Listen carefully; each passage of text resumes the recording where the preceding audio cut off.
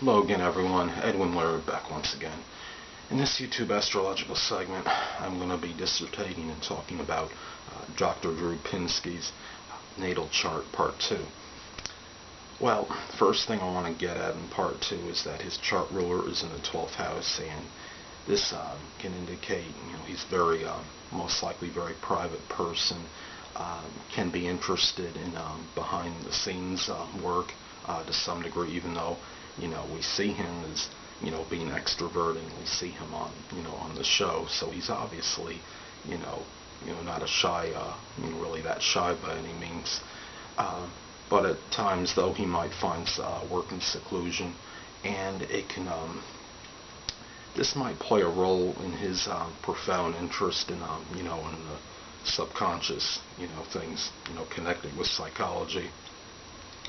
His Jupiter conjuncts Neptune, and this could be an indicator as to why he's enamored with the workings of the subconscious. This could expand insight and intuition. Confusion and ambivalence could be connected with philosophy sometimes. Sometimes, maybe he might go one way on something and then go, the other way on the issue. His Neptune in his solar chart conjuncts his third house cusp, and it shows, I don't know if how many of you, out there watch Dr. Drew, the On-Call on HLN. It's when he has discussions with the Behavior Bureau, sometimes the conversations and communication can get somewhat chaotic and convoluted due to the fact they have like 5 people, in that, in the quote, I guess you could say, talking, and he'll begin to takes on 4 people, which is 5 him and 4 other people. So, sometimes you'll have more than one person talking simultaneously, and I think, this Neptune conjunct the third house in his solar chart might, play a little role in that, being in those convoluted communication situations. In his solar chart, he has 3 planets in Leo in the 12th house, and this could indicate that, on a subconscious level at least, in his own quiet way, he might have certain desire for notoriety and recognition, for what he does. I think it's mainly, out of compassion. He strikes me as a very nice, person, good disposition, but I'm just saying, at least maybe on the subconscious level, he does, like the, the status and notoriety that's connected with what he does. As odd as this may sound, perhaps he's more extroverted and flamboyant when he's kind of like, behind the scenes, or not, in front of the camera, and, just a little more gregarious, like with family members and close friends.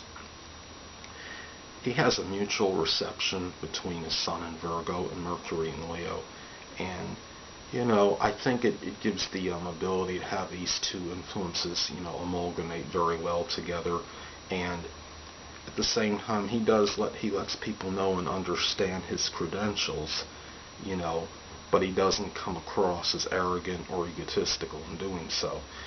He could speak with authority on subjects, but very reticent at the same time, and still manages to come across as humble and modest, in the way he does it. And I think that's, could very well be the result of the Sun in Virgo, Mercury in Leo mutual reception.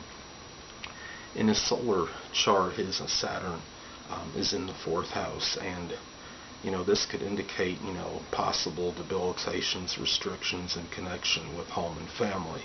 I don't know if, how many of you watch this, but, there was recently, maybe like a week ago or so, Dr. Drew's daughter had divulged that she had to combat, bulimia and anorexia. I think it was like a 7-year battle.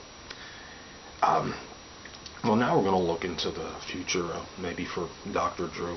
A couple things I noticed that is interesting. His transiting Neptune is now in the 6th house, in opposition to his natal Sun, and this could indicate he may experience chaos and confusion, at work during this period. May encounter confounding health matters. It might be the opposition to Sun may indicate some ambivalence and I guess you could say ambiguity associated with his basic wants and a general direction in life. Neptune will stay in his solar sixth house until late February 2017, and the opposition will remain until February 2000, early February 2022. And again, the sixth house, that Neptune will stay in his solar sixth house until late February 2017. He also has transiting Pluto in his solar fifth house until like the end of March, early April 2031. So that's going to be there for another, like 17 years.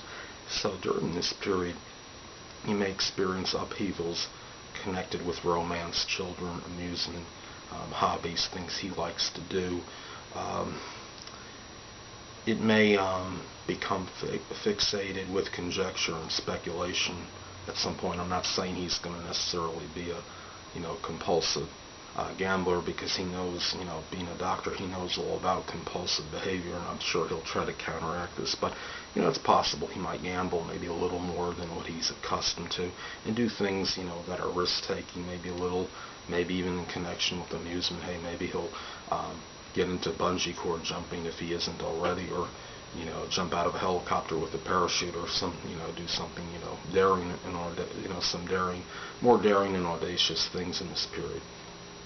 Well, anyway, people, that will conclude this YouTube astrological segment for part 2 of Dr. Drew Pinsky's natal chart. Two things I want to get with you on before I head out.